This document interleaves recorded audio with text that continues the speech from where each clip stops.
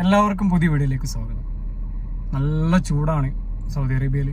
നല്ല ചൂടാണ്, നല്ല ഹെവി ചൂടാണ്. കണ്ണൊക്കെ ലേശം ഡള്ളാണ്. നല്ല ഹെവി ചൂട് എന്ന് പറഞ്ഞാൽ 48ഉം 47ഉം ആ ഒരു ലെവലിലാണ് ചൂട്. അപ്പോൾ ഏതായാലും ഈ ചൂടത്ത് നല്ലൊരു ചൂടുള്ള കാര്യം സംസാരിച്ചുകൊണ്ട് തന്നെ നമുക്കൊന്ന് പുതിയ വീഡിയോയിലേക്ക് പോകാം. അപ്പോൾ നമ്മുടെ കൊല്ലത്തിൻ്റെ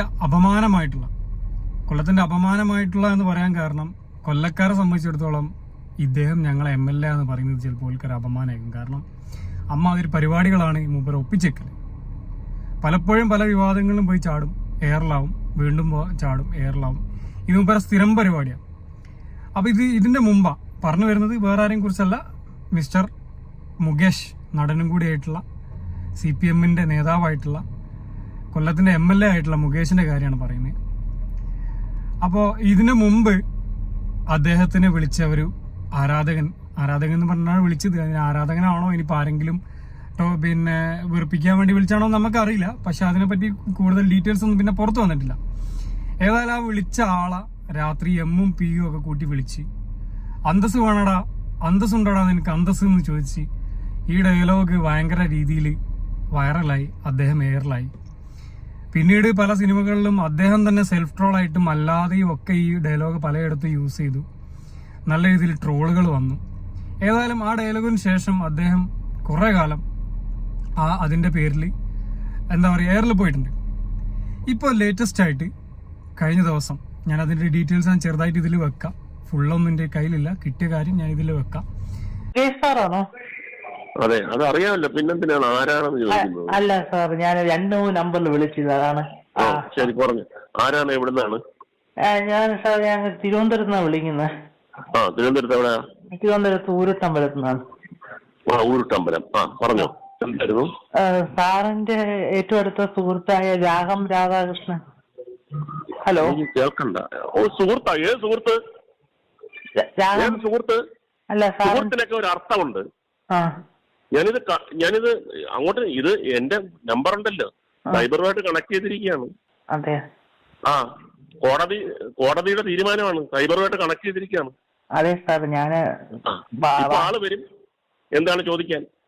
സുഹൃത്താ? അല്ല, ഞാന് വാർത്തയിലൊക്കെ കേട്ടോന്ന് അറിയാതെ. അതെ, നിർത്തിക്കോ. ജീവൻ വേണമെങ്കിൽ നിർത്തിക്കോ. ഒരു വ്യക്തി മുകേഷിന്റെ സുഹൃത്തായിട്ടുള്ള, അല്ലെങ്കിൽ ആ ഫോൺ കോൾ പ്രകാരം മുകേഷിന്റെ സുഹൃത്തായിട്ടുള്ള രാധാകൃഷ്ണൻ എന്നുള്ള ആളെ പറ്റിയിട്ടുള്ള പരാതി പറയാൻ വേണ്ടി വിളിച്ചതാണ്. ഓക്കെ, അപ്പോൾ നിങ്ങൾക്ക് ആ കോൾ കേൾക്കുമ്പോൾ മനസ്സിലാവും. അപ്പോൾ ഞാൻ അതിൻ്റെ ഡീറ്റെയിൽസിലൊക്കെ ഒന്ന് കൂടുതൽ പോകുന്നില്ല. ആ കോളൊന്ന് കേട്ട് കഴിഞ്ഞാൽ നിങ്ങൾക്ക് കാര്യം മനസ്സിലാവും. ഓക്കെ, അതിൽ അദ്ദേഹം പറയുന്നത് ഈ രാധാകൃഷ്ണൻ എന്ന പേര് കേൾക്കുമ്പോഴത്തേക്ക് മൂപ്പര് ചൂടാകുന്നുണ്ട്.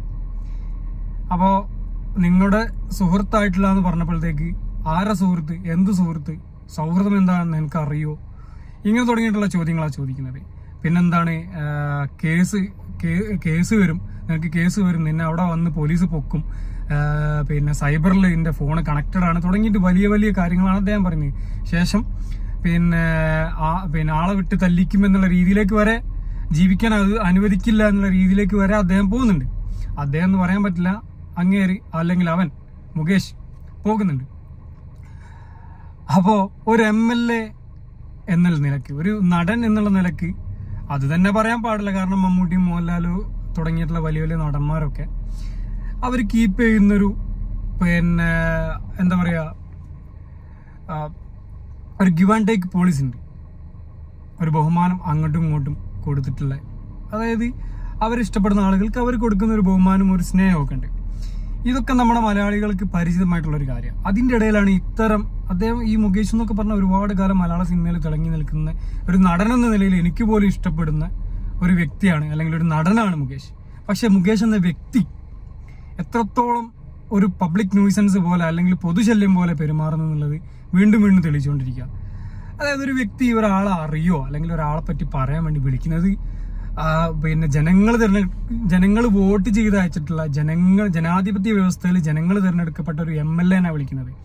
വെറും ഒരു മുകേഷിനെയോ അല്ലെങ്കിൽ ഏതെങ്കിലും ഒരു വ്യക്തിയെയോ അല്ലെങ്കിൽ ഒരു നടൻ മുകേഷിനെയോ അല്ല, മുകേഷ് MLA വിളിക്കുന്നത്. അതും മുകേഷ് MLAന്റെ ഫേസ്ബുക്കിന്റെ അല്ലെങ്കിൽ സോഷ്യൽ മീഡിയ പ്രകാരം ഈ രാധാകൃഷ്ണൻ എന്ന് പറഞ്ഞിട്ടുള്ള ആള് മുകേഷുമായിട്ട് ഏറെ അടുപ്പം പുലർത്തുന്ന ഒരാളാന്ന് അദ്ദേഹം വിചാരിച്ചു, അല്ലെങ്കിൽ തെറ്റിദ്ധരിച്ചു.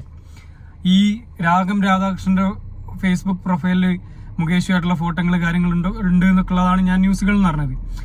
അപ്പം അങ്ങനെ തെറ്റിദ്ധരിക്കപ്പെട്ടത് കൊണ്ടായിരിക്കാം ഒരു പക്ഷേ, ശരിയല്ലെങ്കിൽ തന്നെ മുകേഷിന് അദ്ദേഹവുമായി സൗഹൃദമില്ലെങ്കിൽ തന്നെ ഇത്തരം ഫോട്ടോസ് കാണുന്ന സമയത്ത് ആരായാലും തെറ്റിദ്ധരിച്ചു പോകും.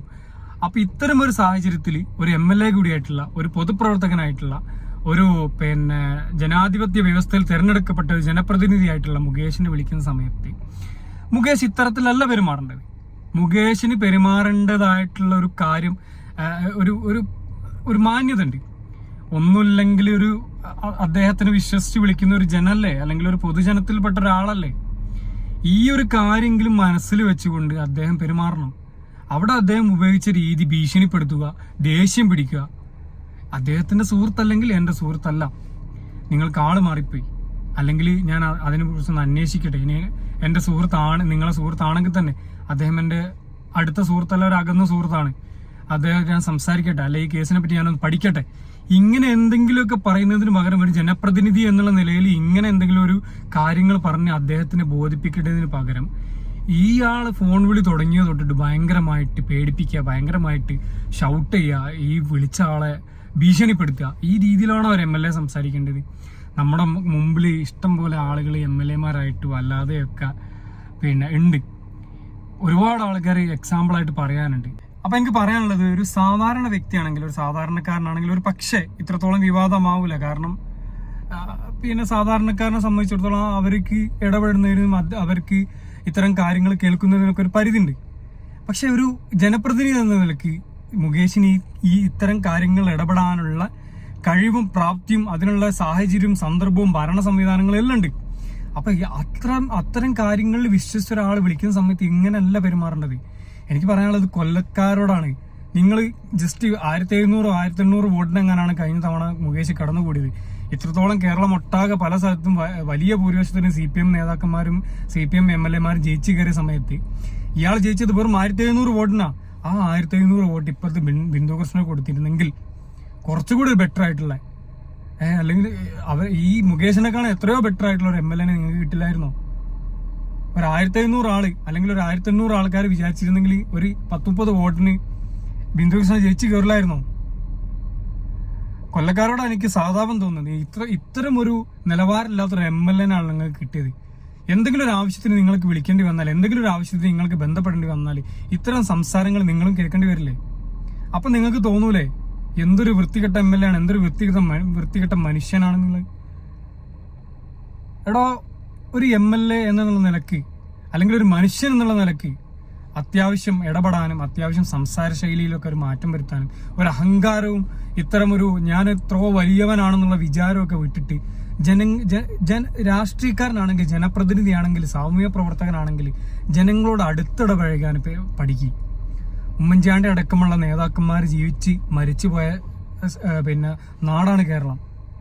അപ്പൊ ഇത്തരം നേതാക്കന്മാർ നമുക്ക് തന്ന ഒരു സന്ദേശം നമ്മളിടയിൽ ജീവിച്ച് മരിച്ചു പോയതാണ്.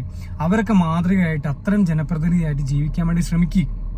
അതല്ല ജനപ്രതിനിധി ചെയ്യേണ്ടത്. ഇനി അതല്ല, ഇതിന് പറ്റില്ല എന്നുണ്ടെങ്കിൽ ഈ പരിപാടി നീ നിർത്ത്.